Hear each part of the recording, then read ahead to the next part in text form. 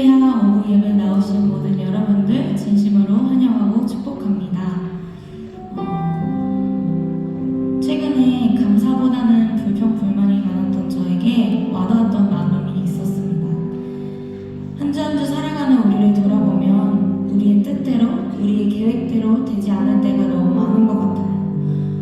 모든 문제들이 한 번에 올 때도 있고, 이 문제가 해결되면 또 저 문제가 생기고, 또 마음 편히 좀 쉬려고 하면 또 머리 아픈 일들이 생기고, 저는 근래에 그런 일들이 생길 때마다 늘 불평불만만 얘기했던 것 같습니다. 근데 이런 저의 마음에 확 와닿았던 나눔은 우리의 행복과 우리의 모든 문제들의 해결들이 절대 내가 한 것이 아니라 하나님께서 모든 것을 이루어 주셨음을, 다 하나님께로 왔고 하나님께로부터 왔고 모든 것이 하나님의 주권 아래 있음을 잊지 말라고 나를 모든 순간에 기억하고 더 나를 의지하라는 그 나눔이 저에게 많이 와닿았던 것 같습니다. 우리 삶에서 풀리지 않는 문제들을 통하여서 하나님의 일하심과 하나님의 사랑을 우리가 경험했을 때 우리의 말로는 표현할 수 없을 정도로 감격스럽고 내 안에 모든 아픔과 고통들이 씻겨져 나갔음을 우리는 분명 경험했을 텐데, 그 놀라우신 하나님의 일하심과 은혜들을 또 잊고 살았구나 반성하고 또 저의 연약함이 드러나는 요즘이었던 것 같습니다. 저뿐만 아니라 여기에 모든 분들께서 삶을 살아가시면서 여러 문제들과 고민과 걱정들이 있을 것입니다. 근데 오늘 우리가 찬양할 때 우리가 이거 한 가지를 기억하며 나아갔으면 좋겠습니다. 모든 것은 하나님의 주권 아래 있고 우리가 하나님의 이름을 붙들고 우리의 입술로 하나님을 찬양하면서 살아갈 때에 모든 만물을 다스리시고 크시고 위대하신, 그리고 이미 승리하신 하나님께서 우리 삶 속에서 모든 상황들 가운데 분명 승리의 길로 인도하실 줄을 믿습니다. 이 마음을 가지고 우리가 같이 세상의 유혹 시험이라는 찬양을 같이 불렀으면 좋겠습니다. 같이 찬양하며 나아갑시다.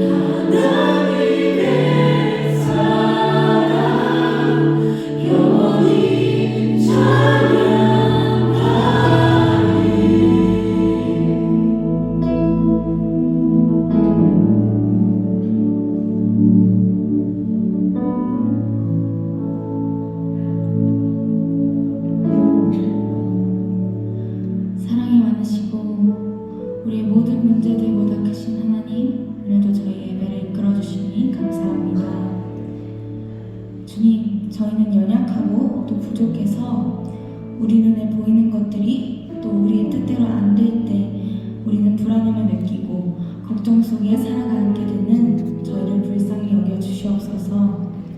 모든 주권은 하나님께 있음을 기억하며 오늘의 예배 또한 기쁨으로 드리도록 주님 도와주세요.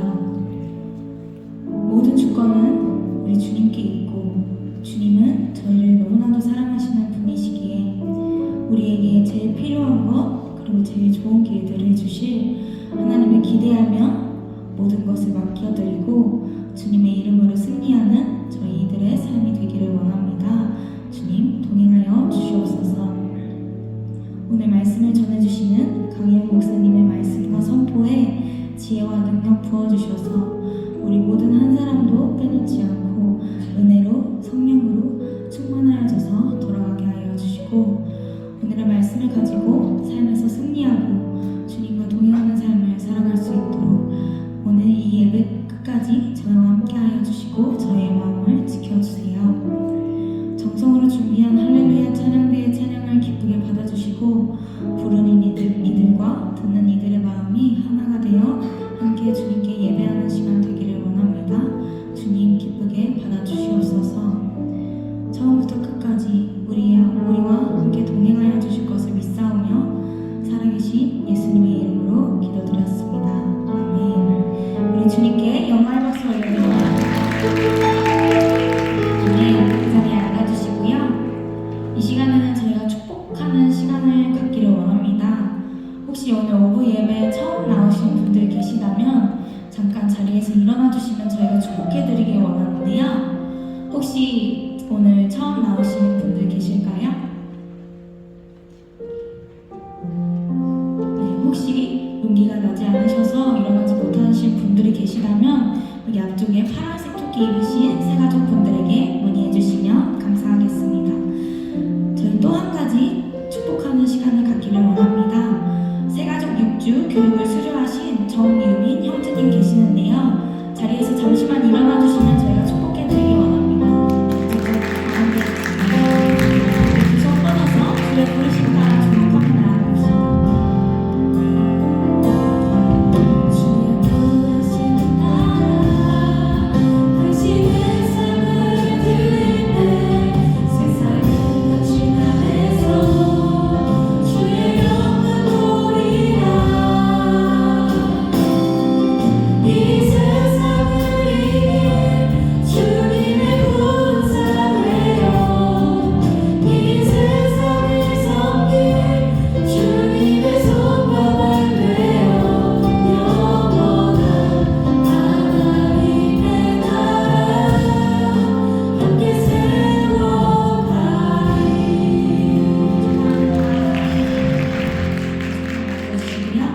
우리 이 시간에는 준비한 예물을 드리는 시간 갖도록 하겠습니다.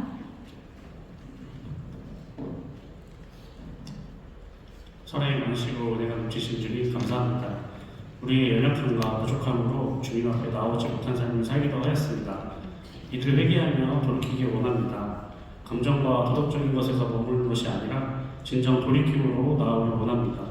또한 그럼에도 불구하고 이러한 삶 가운데 주님께서 우리를 구원하시고 형통케 하심을 통해 예배와 찬양과 영광을 주님께 올려줄 수 있음에 감사합니다. 이렇게 한 주간도 우리가 복이 넘치는 삶을 살게 하셨습니다. 이 복을 우리만 누리는 것이 아니라 이웃을 향해 기쁨의 소식을 끊임없이 전하는 우리의 삶이 되길 소망합니다. 이러한 감사한 삶을 통해 작지만 정성껏 준비한 예물을 주님께 올려드립니다. 기쁘게 받아주시옵소서. 이 모든 말씀 살아계신 예수 그리스도의 이름으로 기도드립니다.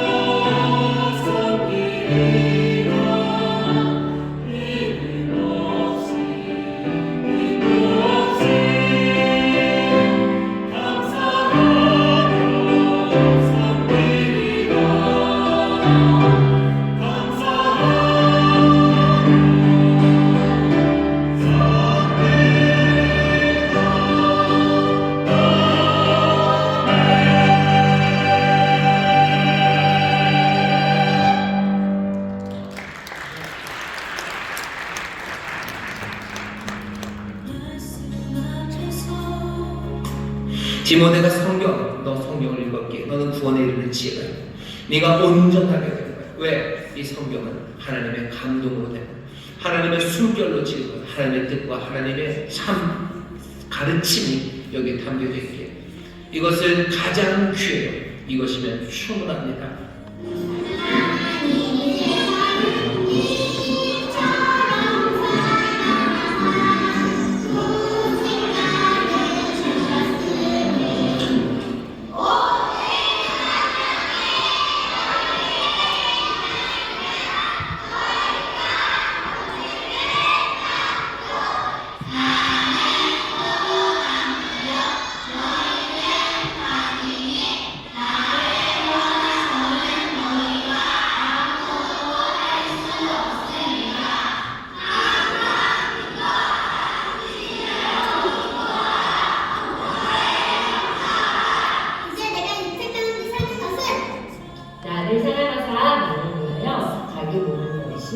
하나님의 아들을 믿는 믿음 안에서 사는 것이라. 갈라디아서 2장 20절 말씀.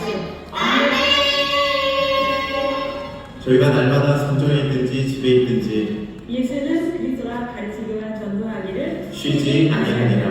우리가 믿음이 되었으되 그리스도께서 우리를 위하여 죽으시고 하나님께서 우리에 대한 자기의 사랑을 확증하셨느니라. 로마서 5장 8절 말씀. 아멘. 인천 구로구의 성도 여러분, 사랑으로 축복합니다.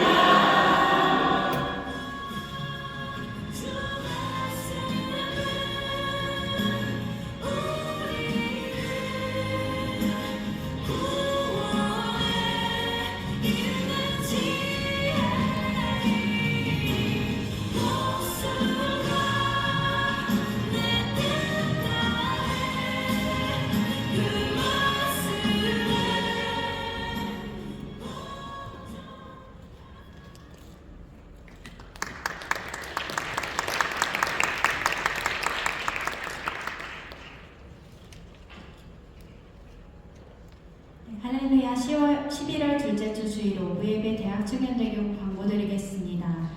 다음 주일은 추수감사 주일입니다. 지금까지 우리를 돌보신 하나님의 은혜에 감사하시는 마음으로 주일을 준비하시면서 오시길 소망합니다. 대학 청년대교구 하반기 새생명 전도축제도 다음 주일 3시 예배에 있습니다. 계속해서 기도로 전도잔치를 준비해 오셨던 분들은 끝까지 기도해 주시고 아직 기도를 하지 못하셨던 분들도 정말 하나님께서 기다리시고 기뻐하실 영혼과 예배를 위해 끝까지 기도하며 함께 준비해 주시길 바랍니다. 방금 영상에서 보셨던 것처럼 성경구절 암송대회가 11월 19일 저녁 7시에 3층 대성전에서 있습니다. 저희 대학 청년부에서도 6명의 대표 선수가 나가게 되었습니다. 전도축제가 끝난 후에 많이 오셔서 많이 응원하시고 지켜봐 주시길 바랍니다.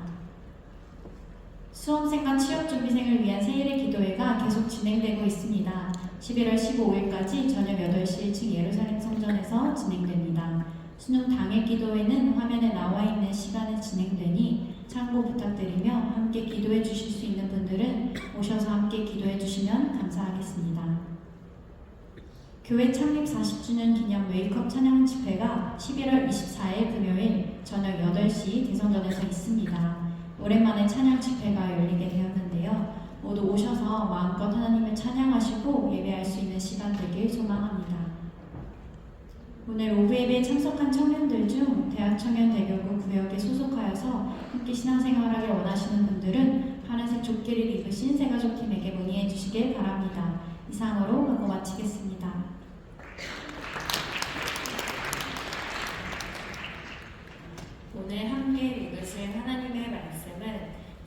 사도행전 8장 1절에서 8절 말씀입니다. 사울이 그의 죽임 당함을 마땅히 여기더라.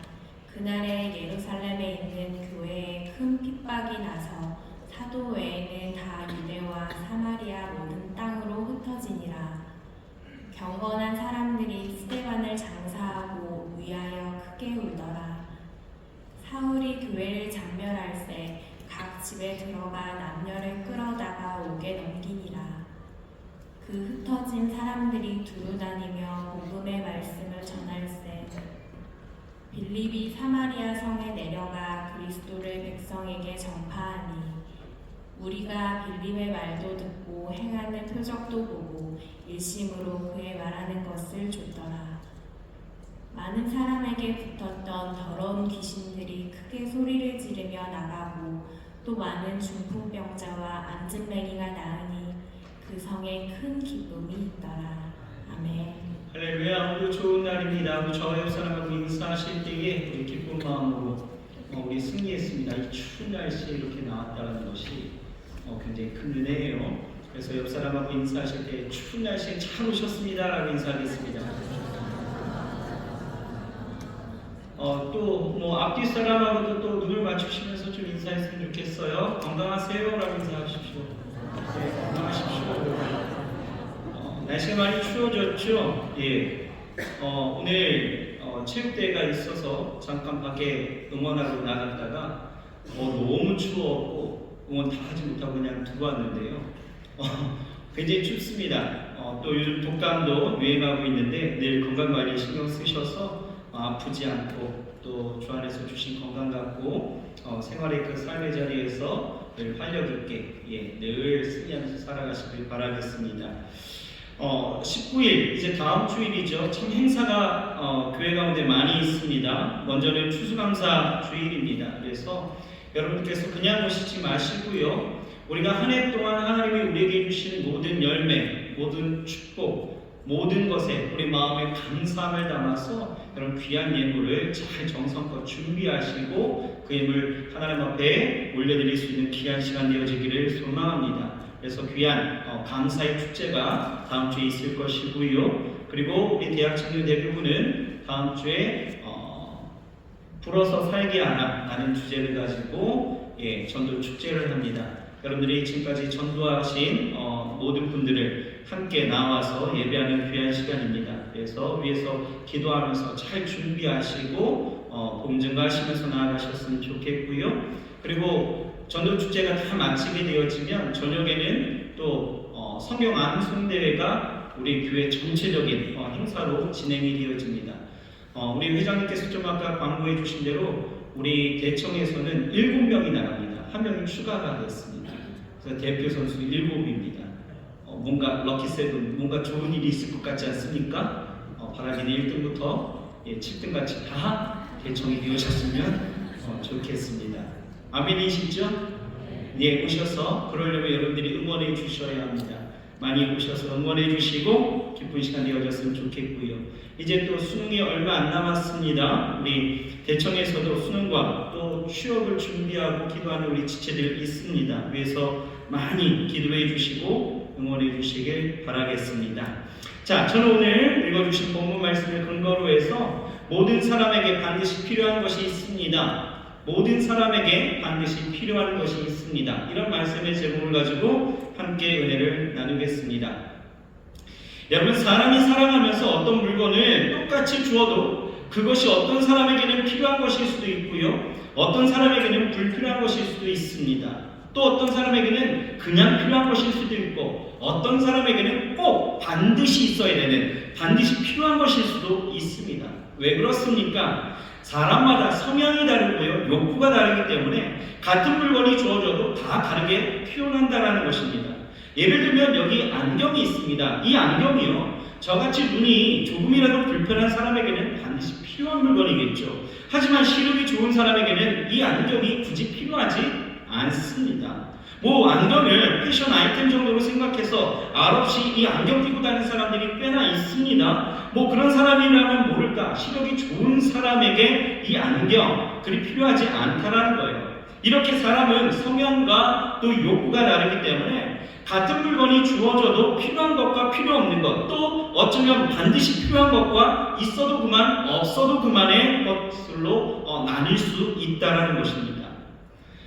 한 아메리칸 그 인디안 청년이 있었고요. 또 그의 친구 백인 미국 청년이 하나 있었는데요. 함께 뉴욕 시내를 이렇게 걷고 있었습니다. 이 뉴욕 시내는요, 여느 때와 다름없이 자동차와 사람들로 붐비면서 온갖 소음들이 있었는데 두 사람이 이렇게 한참을 걷다가 이 인디언 친구가 느닷없이 발을 멈추더니 하는 말이, 야 친구야, 어디서 귀뚜라미 소리가 들리지 않아? 라고 이야기하는 거예요. 생뚱맞은 소리죠. 여기 어디예요? 뉴욕 시내 한복판입니다. 어디서 귀뚜라미 소리가 들리겠는가? 라는 거예요. 그래서 이 백인 친구가 아니 무슨 소리야? 이 도심 가운데서 무슨 귀뚜라미가 있겠어? 라고 이야기하니까 이 인디언 친구가 아니라는 거예요. 귀뚜라미 소리가 분명히 들린다라는 거죠.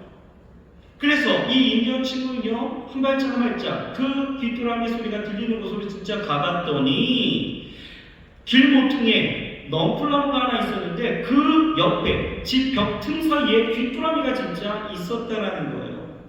이 귀뚜라미를 확인한 이 미국 이 백인 청년이요, 이걸 보면서 굉장히 놀라면서 이렇게 이야기하는 거죠. 야, 너는 시골에 살아서 이 청각이 아주 뛰어나구나 그랬더니 이 인디언 친구가 하는 말이 아무 말 하지 않으면서 갑자기 자기 주머니에서 동전 하나 딱 꺼내는 거예요. 그러면서 그것을 아스팔트 위에다가 딱 떨어뜨렸습니다. 어떤 소리가 납니까? 땡크랑한 소리가 나겠죠? 예. 그러면서 이 동전이 떼구르르르 소리를 내면서 굴러가는데 어떤 일이 일어났을까요? 어떤 일이요?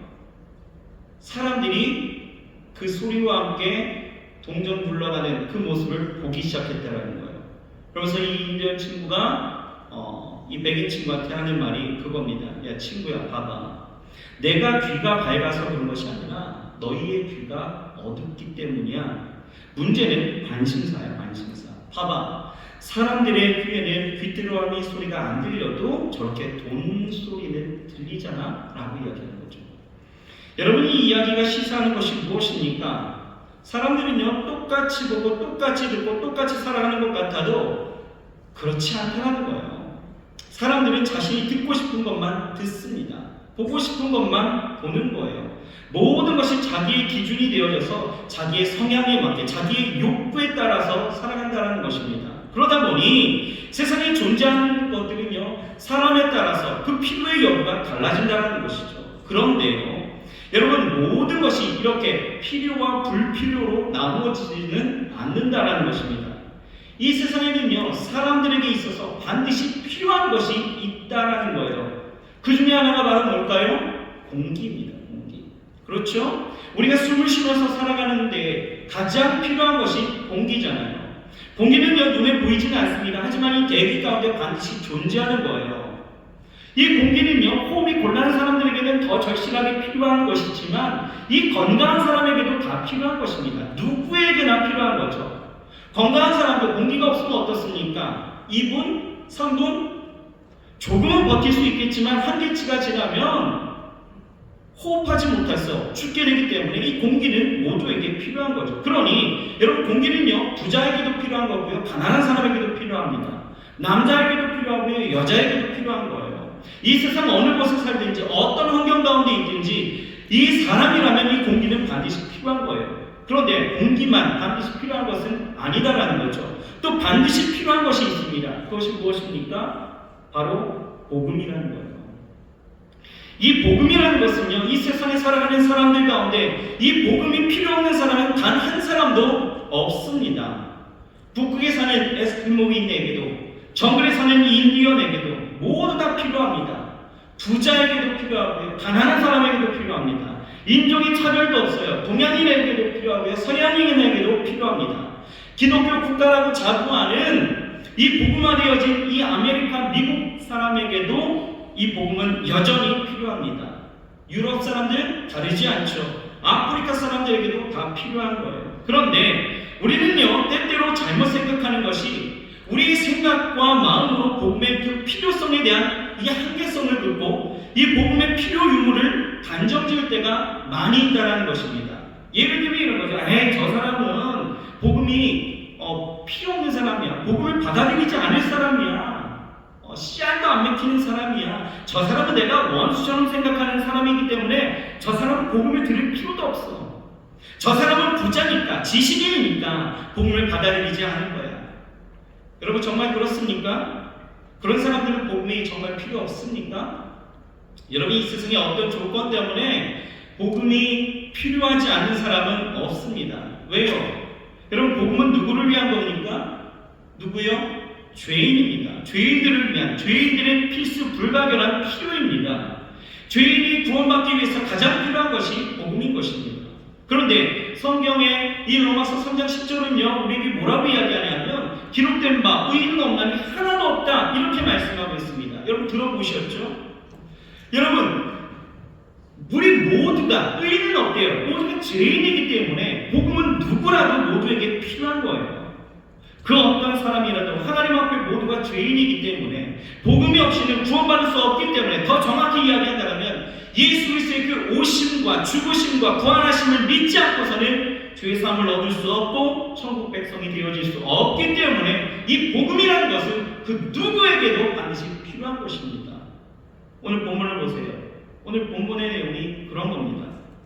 초대교회 가운데 일곱 집사로 세워진 이 스데반 집사가요 순교한 이후에 예루살렘 교회 가운데 큰 핍박이 일어나게 되어집니다. 그래서 사도들을 제외하고 모든 성도들이 다 뿔뿔이 흩어졌대요.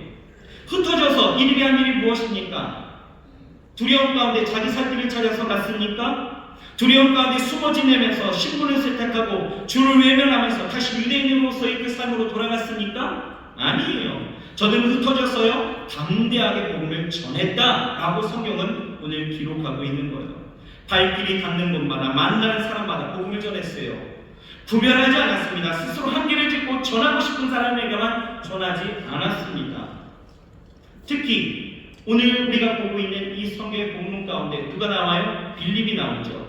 이 빌립 집사를 보면 이 빌립은요 사마리아 성으로 내려가서 이 사마리아 사람들에게 복음을 전했다라고 기록하고 있는데요. 그 내용이 대단합니다. 사마리아 사람들이요 이 빌립이 전하는 이 복음을 듣게 되어집니다. 그리고 이 말씀을 듣게 되어지고 행하는 그 표적을 보고 그가 하는 말을 그대로 따라 행하게 되어졌을 때에 놀라운 일들이 일어나는 거예요. 많은 사람들에게 붙었던 귀신이 다 떠나갑니다.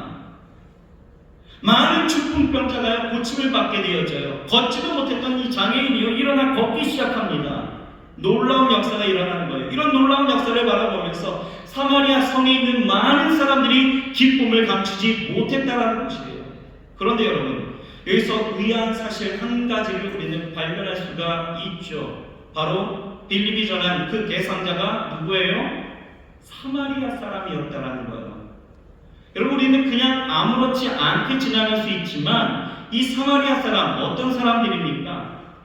유대인들은요 이 사마리아 사람을 이방인 취급했다라는 것입니다. 왜 같은 민족인데 다른 민족 아니거든요. 북이스라엘 사람들이었어요. 그러니까 같은 민족 사람이었는데 이 사람들을 이방인 취급했다라는 거예요. 왜 그렇습니까? 역사적으로 보게 되어지면 이스라엘이 남유다와 북이스라엘로 나뉘어졌던 그 시기 가운데 이 아수르 제국이 쳐들어오게 되어지고 이 아수르 제국이 펼쳤던 정책이 바로 혼혈 정책이었습니다.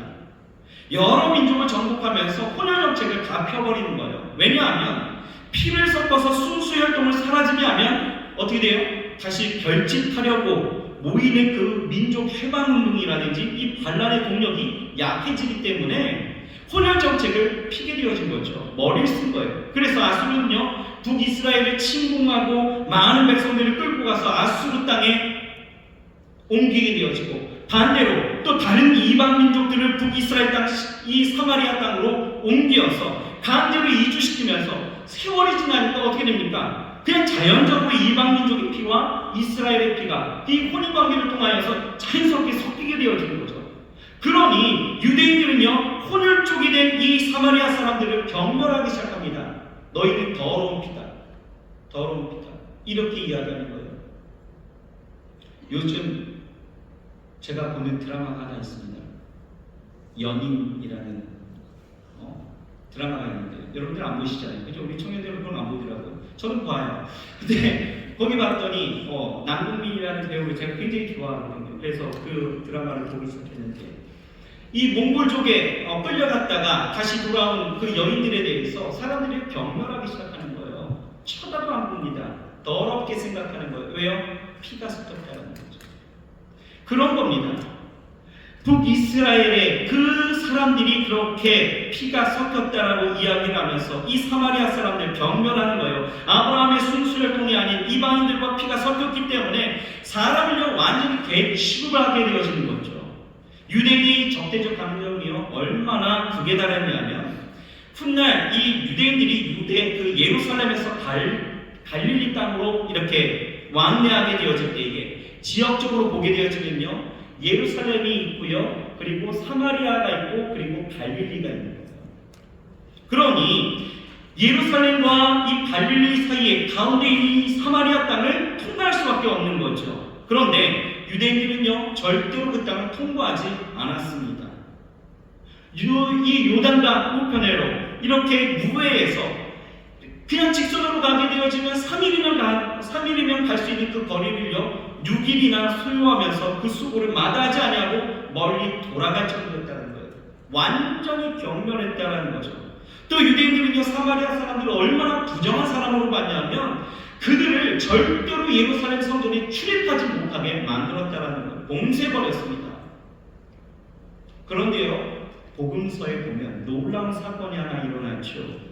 그곳에 누가 가셨어요? 예수님이 가셨습니다.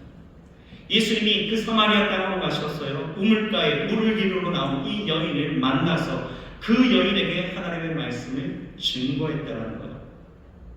놀라운 사실은 이 예수님의 전함을 통해 말씀을 들은 이 여인을 비롯해서 그 동네의 많은 이들이 어때요? 예수를 믿게 되었다라고 이야기하는 거예요. 자 보세요.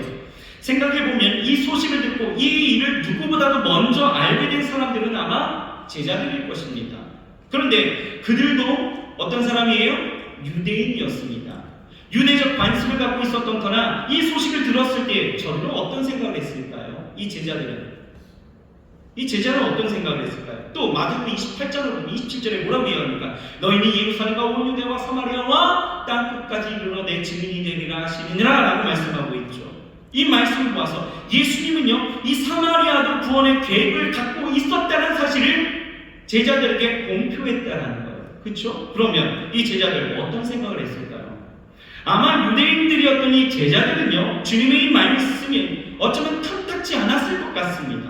어쩌면 마땅히 지옥에 떨어져야 된다고 생각했던 이 사마리아 사람들에게 복음을 전하고 싶지 않았을 거예요. 아니 그들은 복음을 들을 필요가 없다라고 생각했을 것입니다. 하지만 하나님의 구원 계획은 어때요? 오늘 성경을 봤더니 하나님은요 예루살렘 교회 가운데 핍박함을 일게 하셔서 이 빌립이라는 그 빌립 집사를 사마리아 성 가운데로 보냈다는 거예요. 빌립은 이들에게 복음을 전하면서 그들 가운데 하나님이 행하신 그 표적을 보면서 무척이나 놀랐을 것입니다. 그러면서 그 마음 가운데 큰 깨달음이 있었을 것 같아요. 어떤 거요? 이들 또한 버림받은 사람들이 아니라 복음이 필요 없었던 사람들이 아니라 하나님의 백성들이구나. 이들에게도 하나님의 복음이 필요했구나. 여러분 우리는 하나님께서 하시는 일을 우리가 스스로 한계지어서는 안 된다는 것입니다. 나는 한계가 있는 인간이지만 하나님은 한계가 없으신 분이시기 때문에 그분의 구원 계획 가운데 우리에게 허락하신 그 복음 또한 한계지어서는 안 된다는 거예요. 누구에게는 전하고 누구에게는 전하지 않는 그런 것이 아니다라는 거예요. 예수님이 이 땅 가운데 오셔서 사역하시는 모습을 보면 우리가 가만히 보면 이 사람들의 편견과 어긋난 그 잣대로 구원의 사각지대에 놓여져 있었던 이들에게 복음을 전하시는 것을 보이시면서 이제 우리에게 명하시는 것이 무엇입니까? 땅 끝까지 이르러 그 복음을 전하라 라고 말씀하신다는 거예요. 그래서 하나님의 마음을 이렇게 표현하고 있다는 거예요. 디모데전서 2장 4절을 이렇게 우리에게 보이고 계십니다. 같이 한번 읽어볼까요? 시작. 하나님은 모든 사람이 구원을 받으며 진리를 아는 데에 이르기를 원하시느니라. 하나님은 모든 사람이래요. 구별된 어떤 종류의 그런 사람이 아니라 모든 사람입니다. 모든 사람이 복음을 듣고 구원받기를 원하시고 이것이 하나님의 소원이고 하나님의 마음입니다. 여기서 모든 사람 속에는 내가 싫어하는 사람들도 있는 거예요. 내가 좋아하는 사람들도 포함되어져 있죠. 내가 관심을 갖고 있는 사람들도 있고요. 내게 관심이 없는 사람들도 분명히 포함되어져 있습니다. 우리의 기준에는 소중한 사람이 있는가 반면에 덜 소중한 사람들도 있어요. 하지만 하나님께서는 구원받아야 하는 모든 사람이 다 소중하다라고 이야기하시는 겁니다. 우리는 그 마음을 어디서 발견할 수 있습니까? 어디서 발견할 수 있느냐? 바로 요나서입니다. 하나님께서 이 요나라는 사람에게요, 그 당시 아수르의 수도였던 이 니느웨에 가서 멸망을 선포하라라고 명령하십니다. 근데 이 요나는요, 하나님의 말씀에 불순종하죠. 가기 싫었습니다. 그래서 다시스에 가는 배를 타게 되어집니다. 근데 여러분 잘 아시는 것처럼 물고기 뱃속에 들어갔다 나오는 그 사건이 바로 이 사건이에요. 그렇게 우여곡절 끝에 니느웨에 가서 다시 하나님이 말씀하시죠. 가서 선포하라는 거예요. 멸망을 선포하라는 거죠. 여러분 니느웨 성읍이 얼마나 큰지 아십니까? 사흘길 동안 걸어야 그 성을 둘를 수 있을 정도의 아주 매우 큰 성이었습니다. 그런데요, 성경을 보면 이 요나서를 보면 이 요나는요, 단 하루 동안 이 니느웨 성을 그냥 건성건성 다니면서 여러분 뭐 큰 소리로 했겠습니까? 그렇죠? 여러분 40일 지나면 그냥 이 니느웨가 멸망한대요. 뭐 이 정도 외치지 않았을까요? 뭐 이 정도일까요? 정말 너무 건성건성 아니었을까요? 그런데 중요한 건 그러니 여러분 회개하십시오 라고 이야기하지 않았습니다. 왜 그랬을까요? 왜요? 요나는요 여전히 이 니느웨 성이 그냥 멸망받기를 원했다는 거예요. 멸망받아야 될 그러한 아주 더러운 땅이라고 생각했다는 거죠. 여기는 복음이 필요 없다라고 생각했다는 거예요. 하지만 여러분 이상한 일이 일어납니다. 이 요나의 말을 들은 이 니느웨 사람들 전혀 의외의 반응이 일어나죠. 니느웨 사람들이요 하나님을 믿습니다. 그 말씀을 믿었다는 거예요. 금식합니다. 높고 낮은 자를 막론하고 붉은 베옷을 입고 회개하기 시작하는 거예요. 이 소식을 들은 이 니느웨 왕도요 왕복을 벗습니다. 그리고 붉은 베옷을 입고 제 위에 앉아서 회개하기 시작했다는 거예요. 심지어는 왕은요 조서를 내려서 사람뿐만 아니라 짐승들까지도 먹지도 말고 물을 마시지도 말라라고 이야기하면서 회개하기 시작했다는 거예요. 이 땅에 어떤 일이 일어났을까요? 하나님은요 이 모습을 보시고 그 뜻을 돌이키십니다. 그리고 그 재앙을 거두십니다. 하나님이 이 모습을 본 요나는 어땠을까요? 어땠을까요? 성경 그대로 이야기하면 화가 나기 시작한 거예요. 치밀어 오릅니다. 하나님 그럴 줄 알았어요. 네 그럴 줄 알았어요. 니느웨 백성들은 마땅히 망해야 될 백성들인데 괜히 망한다라고 외치게 해갖고 왜 망하지 않게 하시냐고 화내기 시작합니다.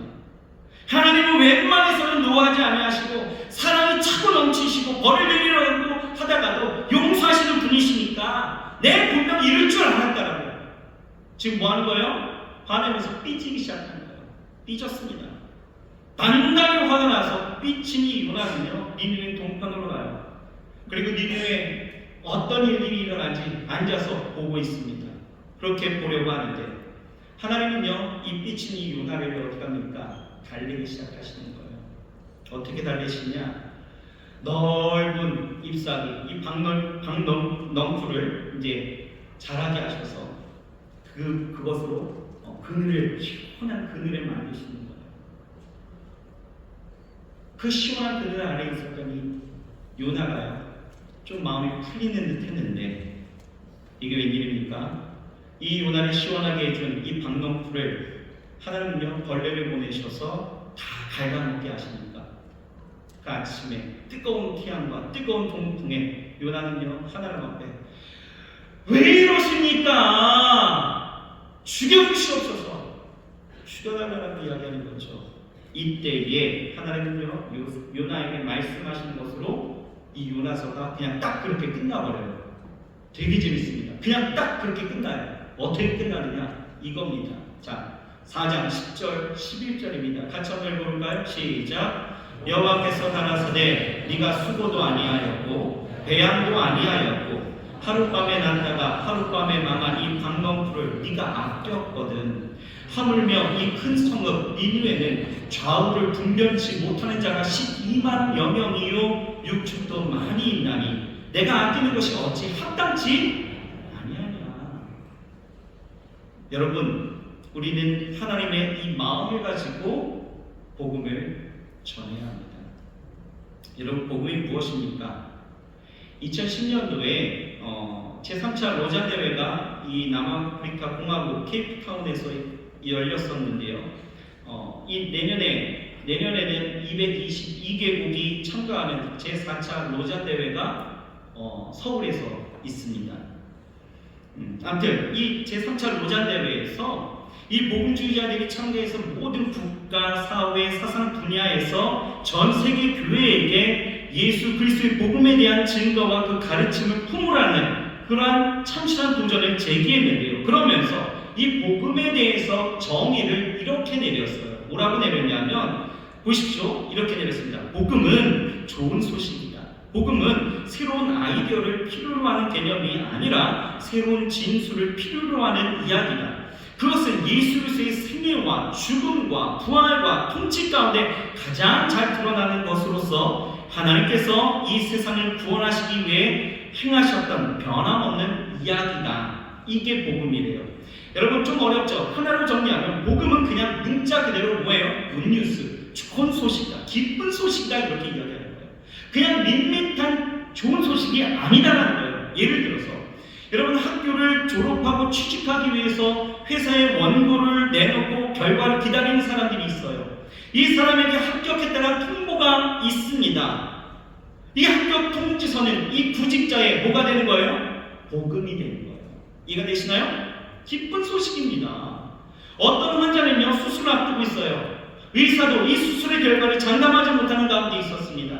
가족들이 수술실에 들어간 이 환자와 이 의사가 나오기만 해 애타게 기다리고 있는데, 원래 예정된 시간이 5시간이었는데 7시간이 넘어가도 나오지 않는 거예요. 그렇게 8시간, 9시간이 지나서 이 의사가 땀이 범벅이 되어서 나와서 하는 말이 뭡니까? 이 수술이 성공적으로 잘 끝났습니다. 이제는 안전합니다. 이 소식은요, 환자와 가족들에게 뭐가 되는 거예요? 복음이 되는 거죠. 기쁜 소식이에요. 정말 좋은 소식이죠. 복음에 대한 일반적인 의미는 이렇게 기쁜 소식이에요. 하지만 여러분, 기독교가 말하는 복음은 다른 의미가 있다라는 거예요. 여러분, 기독교가 말하는 복음은요, 다른 말로 예수 그리스도의 복음, 이렇게 이야기를 합니다. 여러분, 예수 그리스도의 복음은요, 구직자의 복음이나 환자의 복음과 같이 환희와 기쁨의 차원을 가지고 있어요. 하지만 예수 그리스도의 복음은 그런 복음과는 차원이 다르다는 거예요.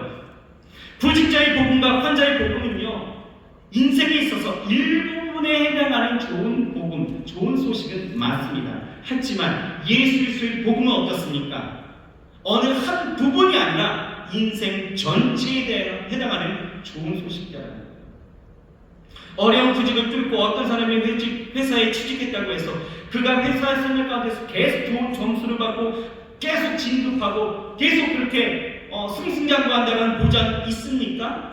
행복한 회사 생활 한다는 보장 있어요? 없죠. 구직의 복음은 뭡니까? 그때 그 순간의 복음일 뿐이에요. 그리고 환자가 수술을 잘 받아서 건강해졌어도 일평생 질병과 위험으로부터 자유로워진다는 보장이 있습니까? 더구나 그가 이번에 죽음은 면했지만 영원히 죽음에 피할 수 있는 그런 일들이 있습니까? 아니죠. 그 당시의 복음은 그 당시에만 적용될 뿐이다라는 거예요. 하지만 예수 그리스도의 복음은 그렇지 않죠. 예수 그리스도의 복음, 그가 죽으시고 다시 사심으로 이루어낸 이 구원의 역사와 그 복음은 삶의 한 부분이나 한 시기에 거쳐서 좋은 소식이 아니라 우리 인생 전체에 거쳐서 온 인류를 향한 좋은 소식이라는 거예요. 그게 다른 거예요. 예수 그리스도의 복음은 일시적인 좋은 복음이 아니라 일평생, 아니 영원히 좋은 소식이 바로 예수 그리스도의 복음이다라는 것입니다. 그러니 여러분, 이 복음, 전해야 될 사명, 우리에게 있는 것 분명하죠. 분명합니다. 우리는 전해야 된다는 것이에요. 그런데요, 우리가 살고 있는 이 시대 가운데서 복음 전하는 것이 분명 그렇게 쉽지만은 않습니다. 여러분들 공감하시나요? 체감하시나요? 코로나가 지난 이후에 우리가 이 복음을 전한다는 것이 더더욱 어려워졌습니다. 기독교에 대한 이미지가요 많이 실추되어졌고요. 많은 어려움들이 있는 것 사실입니다. 하지만 여러분, 이런 이유 때문에 하나님께서 요즘 이 시대가 복음 전하기 참 어렵잖아. 그러니까 복음 전하지 않아도 돼. 내가 할게. 이렇게 말씀하시지 않았다는 거예요. 생각해 보십시오. 초대교회 시절 우리가 살고 있는 이 시대보다도요 복음을 전하기가 더 어려웠다는 거예요. 그때는요 정말 목숨을 내놓고 복음을 증거해야 됐던 그때였습니다. 근데 그때에는요 이 복음의 증거가 왕성했다는 거죠. 왕성했다는 거예요. 여러분, 우리는 어떤 상황에 있든지 우리가 전할 만한 그 사람과 관계가 있든지 없든지 이 모든 것을 떠나서 누구에게든지 우리는 이 복음을 전해야 되는 것이 우리의 사명인 줄 믿습니다. 아직 이 복음을 제대로 듣지 못한 사람들이 여러분 사실 너무나 많이 있습니다. 여러분, 서태평양에 가면은 괌이라는 섬 있죠. 우리 결혼한 지체들 또 뭐 신혼여행지로 많이 생각하는 또 여행지로 생각하는 아주 좋은 땅이 있죠. 괌. 이 괌에 가면요 숲속에 이 기막힌 사연을 갖고 있는 하나의 동굴이 있습니다. 이 동굴에 가면 어떤 사연이 있냐면 이 태평양 전쟁 때에 일본군이 거기에 주둔했거든요. 이때 폐잔병 한 사람이 총 하나를 들고 들어갔던 곳이 그 동굴이에요. 근데 함께 있었던 이 일본 병들이 다 죽었습니다. 혼자 살아남은 거예요. 그런데 그 사람이요 불 속에서 무려 몇 년을 살았느냐? 27년을 살았습니다. 왜 27년을 살았을까요? 왜요? 아무도 전쟁이 끝났다라는 소식을 전하지 않았다라는 거예요. 그 소식을 듣지 못했기 때문이죠. 그 사람에게 어느 누구도 전쟁이 끝났다라는 소식을 전해주는 사람이 없었다라는 거예요. 여러분, 로마서 10장 14절에 뭐라고 기록한 줄 아십니까? 이렇게 기록되어져 있습니다. 그런즉 그들이 믿지 아니하는 일을 어찌 부르리요? 듣지도 못한 일을 어찌 믿으리요? 전파하는 자가 없이 어찌 들으리요? 라고 말하고 있는 거예요. 우리 생각에는 대부분의 사람이 복음에 대해서 들어보았을 것이라고 생각하고 있지만 여러분, 사실 이 복음에 대해서 정말 제대로 들어보지 못한 사람들이 너무나 많이 있다는 거예요. 우리 주변을 살펴보십시오. 여러분, 교회에 가자라는 이야기는 참 많이 들었을 것 같아요. 예수의 예전에 좀 들어봤을 것 같습니다. 하지만 진정한 복음, 이 복음을 듣지 못했다라는 거예요. 당신은 죄인이라고, 정말 그분이 죄인된 당신 위해서 죽으셨고 당신 위해서 다시 사심으로 우리의 구주가 되셨다라고, 죄인된 나와 당신은 이 죄를 깨닫지 못했지만 죄로부터 벗어날 수 없던 우리를 위해서 하나님은 예수 그리스도를 이 땅 가운데 보내셨다라고. 그래서 그가 죽으시고 다시 사심으로 우리의 소망이 되어 주셨고 승천하시고 다시 이 땅 가운데 오실 것이라는 이 복음을 제대로 듣지 못한 사람들이 너무나 많이 있다는 것입니다. 여러분 중에 사실 부모님이나 친구 전도하고 싶은 사람들 참 많이 있잖아요. 그래서 어찌됐든 교회에 오셔오는 게 목적이 되어져서 여러분 어떻습니까? 복음을 전하십니까? 어쩌면 여러분 복음보다는 회유 아니십니까? 회유에 가까운 말로, 그리고 그 선물로 전하는 분들 있죠. 여러분 복음을 전하십시오. 이 복음의 역사가 일어나면 회유가 아니어도 됩니다. 어떤 선물이 아니어도 돼요. 함께 잘 차려진 대접함이 아니어도 반드시 그 마음 가운데 하나님의 복음의 역사는 일어날 수 있는 겁니다. 그게 복음의 능력이 있죠. 여러분 주변에 만나는 사람들이 있어요? 여러분 가깝든 가깝지 않더라도 여러분 하나님이 그들을 만나게 하셨다는 다 이유가 있는 거예요. 어떤 이유예요? 복음을 전하라는 거죠. 그들은 복음이 반드시 필요한 사람들이기 때문에 저와 여러분들을 만나게 하셨다는 거예요. 여러분 저를 보십시오. 저야말로 세상 사람 참 만나기 참 힘든 그런 어떻게 보면 직업 아니겠습니까? 그렇죠?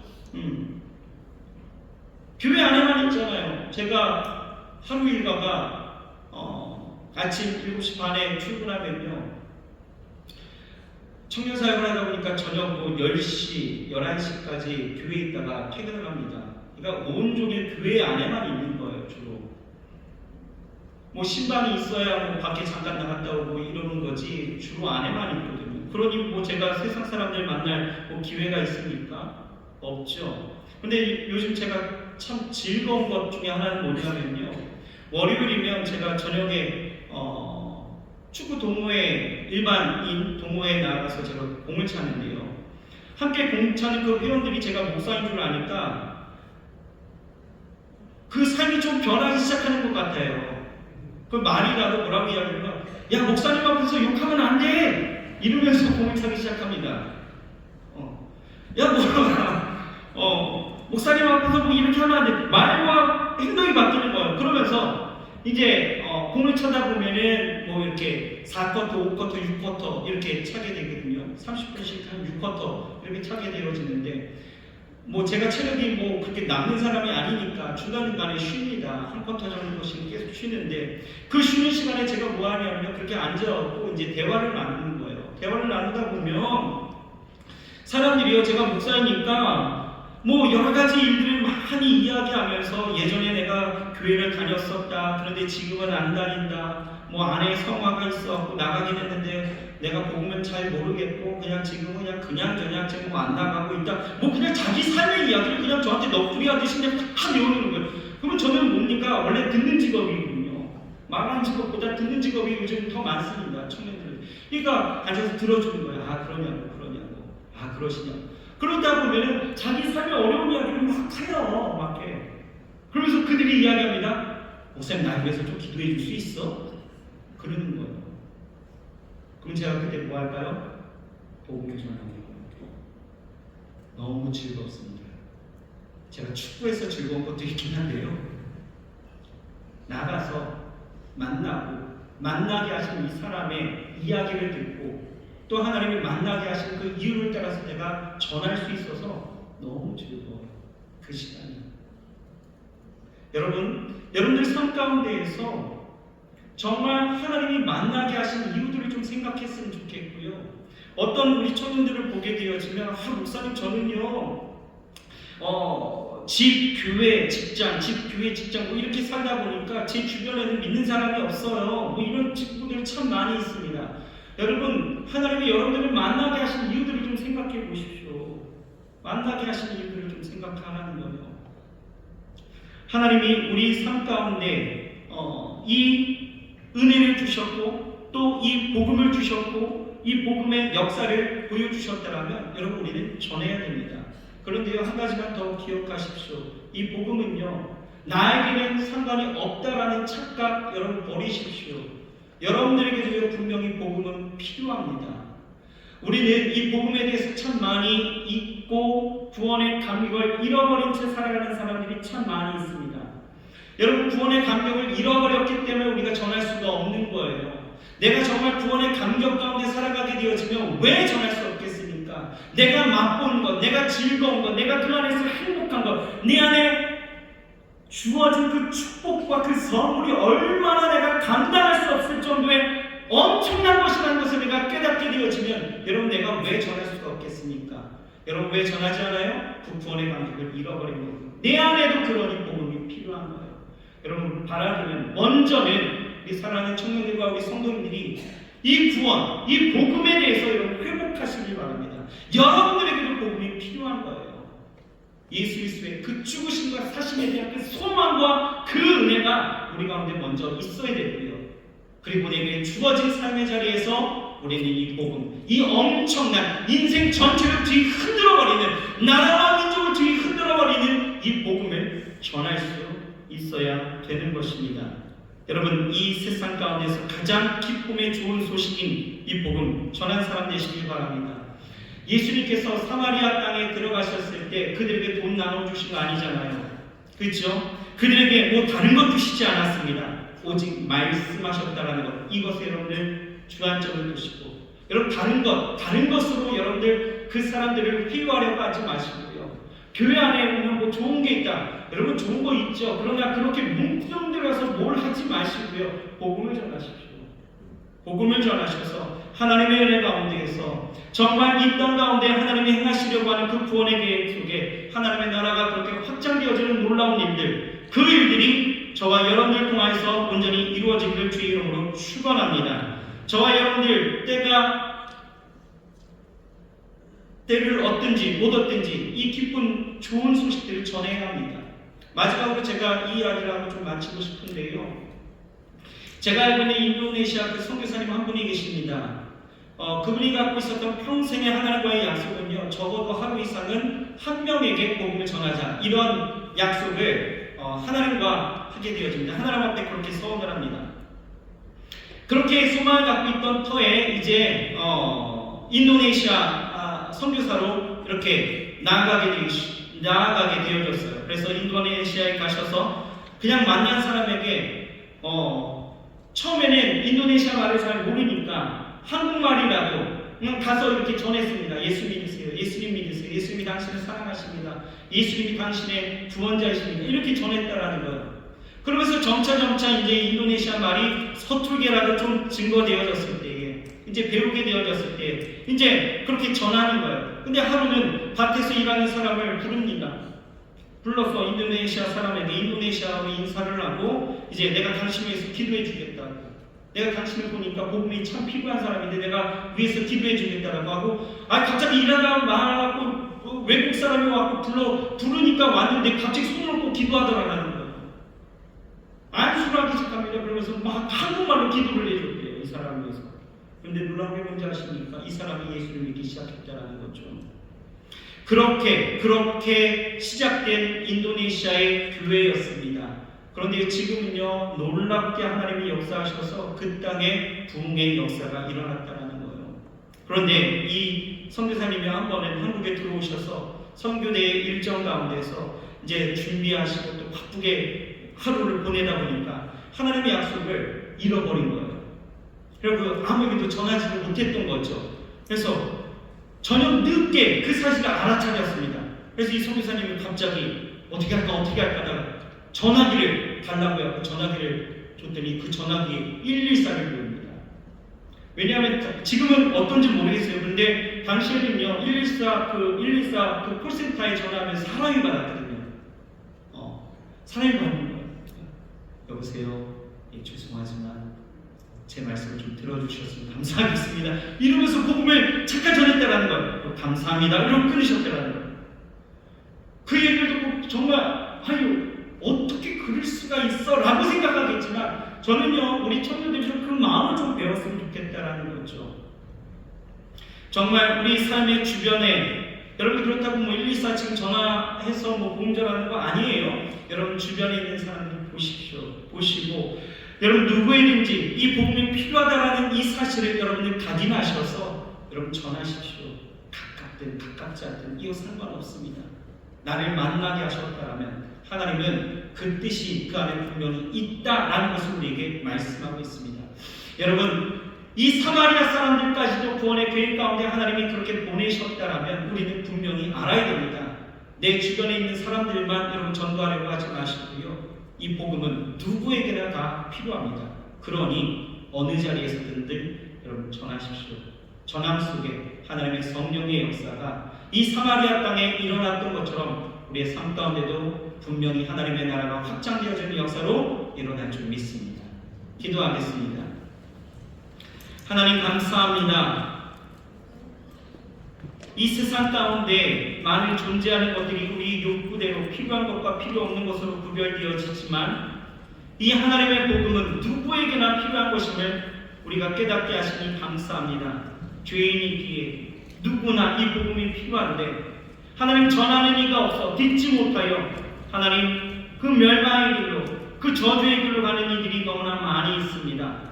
하나님 만나게 하시고 또한 그들을 보게 하셨음에도, 듣게 하셨음에도 불구하고 나아가지 않는 것, 전하지 않는 것, 하나님 우리의 혹여나 마음 가운데 그 구원의 감격과 그 복음의 그 열정들이 식어지진 않았는지 다시 한번 살피게 하시옵소서. 하나님 내 안에 복음이 필요합니다. 그리고 주신 그 구원의 감격과 기쁨을 갖고 나아가서 누구에게든지 복음이 필요한 모든 이들에게 전하길 소망합니다. 하나님 이제 다음 주면 우리가 전도잔치를 펼칠 때에 하나님 많은 이들을 데려오는 것도 중요하지만 복음이 필요한 모든 이들에게 복음을 전할 수 있는 우리 모든 이들이 되게 주여 축복하여 주옵시고 그래서 복음이 전하여진 모든 곳에 사마리아와 같은 놀라운 하나님의 역사가 일어나는 그 모든 일들을 우리가 목도하게 주여 축복하여 주옵소서. 함께 하심을 믿습니다. 예수님의 이름으로 감사하며 간절히 기도드렸사옵나이다. 아멘. 오늘 이 시간 우리 다 같이 기도합시다. 여러분 복음은 누구에게 필요하다고요? 모든 이들입니다. 거기에 나는 예외라고 생각하지 마십시오. 먼저는 여러분들에게 필요한 것 같아요. 내 안에 구원의 열정과 구원의 감격과 감사와 구원이 주는 그 놀라운 은혜를 여러분 내가 경험하지 못하고 또는 내가 그것을 잃어버리고 살고 있다라면 식어진 채 살아가고 있다라면 그래서 전하지 못하고 있다라면 여러분 나도 지금 그 복음이 필요한 사람이에요. 내가 복음이 필요한데 누구에게 전하겠습니까? 먼저는 여러분 회복하십시오. 하나님 나에게 구원의 열정 그리고 구원의 그 크신 하나님의 은혜 그 감격 죄 있는 나를 구원하신 하나님의 특별하신 그 사랑을 하나님 내가 알게 하시고 내가 깨닫게 하시옵소서.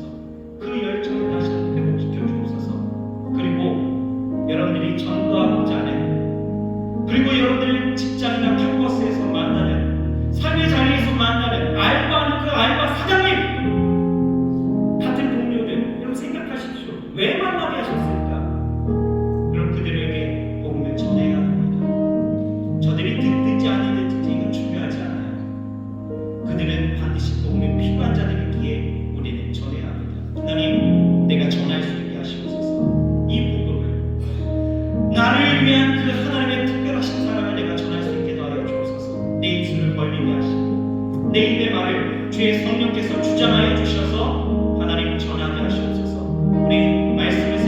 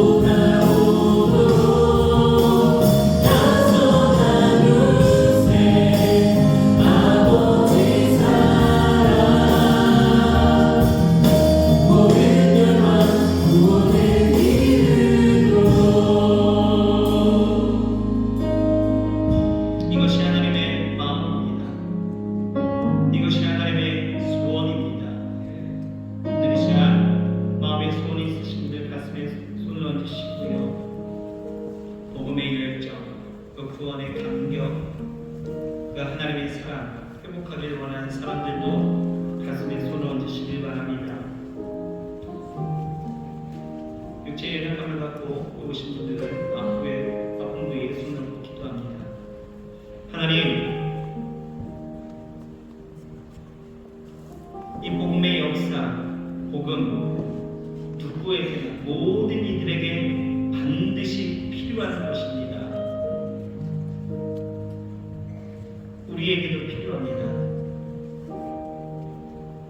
어느 순간부터인가 구원의 감사와 감격을 잃어버린 채 그냥 신앙생활에 교회만 왔다 갔다 하고 주시는 말씀이 들리지만 그 말씀이 내 삶 가운데 사라지지 못하고 그 살아계신 하나님이 여전히 나와 함께 하시지만 그 하나님을 전하지 못하는 영적인 무감각한 자들 되지는 않았는가 다시 한번 바라봅니다. 하나님, 오늘 이 시간에 우리 안에 그 하나님의 특별하신 사랑, 그 크신, 그 위대하신 사랑을 다시 한번 깨닫게 하여 주시옵시고 그 구원의 감사와 감격이 불일 듯 일어나게 주여 축복하여 주시옵소서. 우리 마음의 눈을 열게 하여 주옵시고 우리 영의 눈을 열게 하여 주옵소서. 그리스도 하나님의 그 사랑을 하나님 온전히 깨닫게 하시고 알게 하시고 그 복음을, 그 은혜와 그 복음을 하나님 이제 전하며 살게 하여 주옵소서. 이 세상에 많은 사람들이 마약에 중독되어지고 많은 사람들이 선한 것과 악한 것을 구별하지 못하여 둔감하게 살아가는 이 악한 세대, 복음이 절실하게 필요한 이 모든 세대에 하나님 왜 우리가 한계지어서 전할 자와 전하지 않을 자, 들어야 될 자, 듣지 아니어야 될 자 구분하여 하나님 그렇게 나아가고 있습니까? 하나님 전하게 하시옵소서.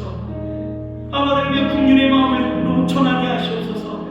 하나님의 사랑의 마음으로 전하게 하시옵소서. 아버지의 마음으로 전하게 하여 주시옵소서. 하나님, 나로 만나게 하신 자가 아버지의 하나님의 뜻 가운데 우연히 이제 필연이 되어지게 하여 주옵시고 그들에게 전하여 하나님, 오늘 이 빌립이 전한 이 사마리아 땅에 놀라운 하나님의 은혜의 역사가 펼쳐진 것처럼 우리의 삶의 자리에서도 전함으로 아버지는 이러한 하나님의 역사가 일어나게 하여 주옵소서. 우리의 가정에 하나님이 이러한 역사가 일어나게 하여 주옵소서. 우리 부모님과 우리 자녀들에게 이러한 역사가 일어나게 하여 주시옵소서. 우리 동료와 우리 친구와 우리 많은 이웃들에게 이러한 일들이 일어나게 하여 주시옵소서. 전하게 하시옵소서. 전하게 하시옵소서. 전하게 하시옵소서. 하나님이여, 복음을 전하는 이 사명, 이것은 명령입니다.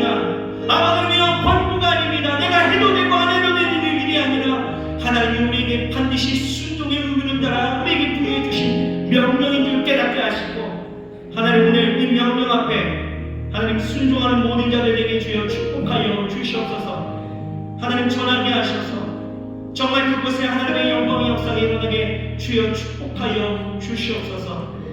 하나님 함께 하심을 믿습니다. 나의 부끄러움, 나의 연약함 다 감추어 주시고 아버지 하나님 내 안에 계신 살아계신 하나님을 온전히 증거하고 그 복음, 죽으심과 다시 사심과 아버지 하나님이여 이 땅 가운데 다시 오실 그 권능의 주, 그 모든 구원의 주 온전히 증거하며 살아가게 주여 축복하여 주시옵소서. 하나님 연약함을 갖고 나와 오늘 이 시간에 아픈 부에 손을 얹고 기도하는 자들이 있습니다.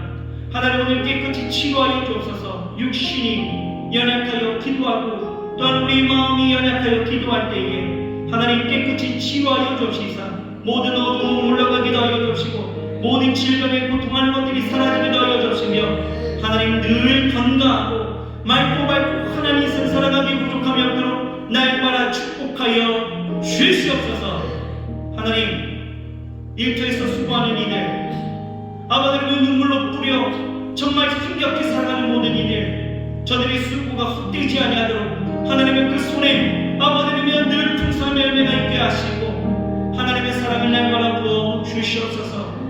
아버지님이여 이제 시험이 그나 한 곱이 넘겼다 생각하지만 아버지님이여 우리 인생은 날마다 시험과 시험이 늘 끊임없이 다가오고 있사오니 하나님 그 시험 앞에 당당히 믿음으로 일어설 수 있는 우리 사랑하는 성도님들과 우리 청년들 되게 주여 축복하여 주시옵소서.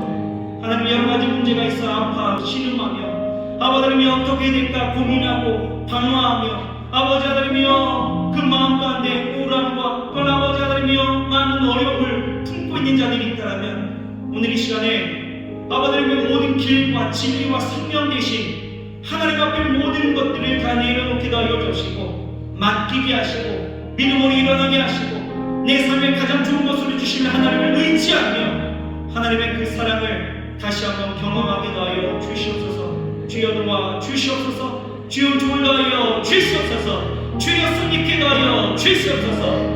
하나님 이제 다음 주에 우리 대학 청년대교 아버지 하나님이여 이제 전도잔치를 펼쳐나갑니다. 기도도 하고 또 전하기도 합니다. 아버지 하나님 저들의 수고 저들의 아버지 하나님이여 이렇게 뿌림이 헛되지 아니하도록 하나님과 함께하여 주옵시고 하나님께서 일하심을 저들이 분명히 보게 하여 주시옵소서. 하나님 함께하심을 믿고자 하며 예수님의 이름으로 축복하고 감사를 간절히 기도드렸사옵나이다. 아멘. 할렐루야. 우리 좌우 옆 사람에게 인사합시다. 우리 무조건 전합시다 라고 인사하겠습니다. 우리 그 자리에서 다 같이 일어나셔서 우리 결단에 찬양하시겠습니다.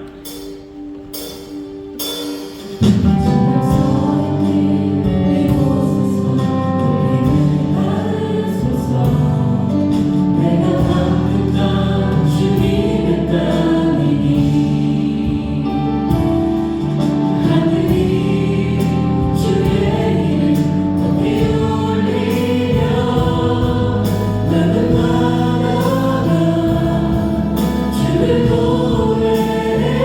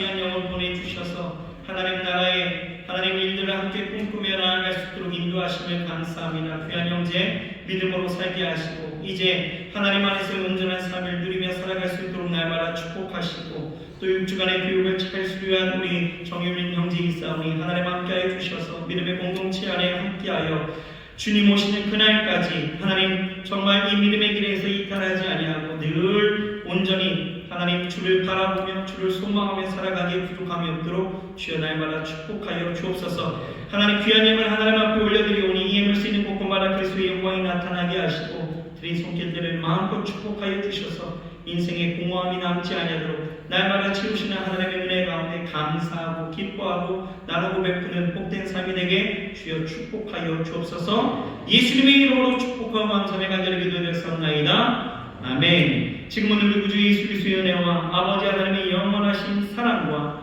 보혜사 성령님이 내주하시고 교통하시고 충만케 하시는 역사가 이제 복음 증거의 그 사명을 깨닫고 모든 복음에 필요한 모든 자들을 향하여 나아가는 우리 사랑하는 청년들과 우리 성도님들 머리머리마다 저들이 살아가는 그 삶의 일터와 캠퍼스와 사랑하는 가정과 이 나라 이 민족과 교회에 지금부터 영원토록 함께 하실지어다. 아멘.